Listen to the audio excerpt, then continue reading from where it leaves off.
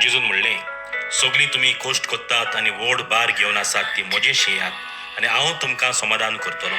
म्हजें जू तुमचेर घेयात आनी म्हजे लागीं शिकात, कित्याक हांव शांत आनी ल्हानवीक काळजाचो आनी तुमच्या जिवाक समाधान मेळटलें. तर म्हजें जू सोंपें आनी अडू म्हजें हजें.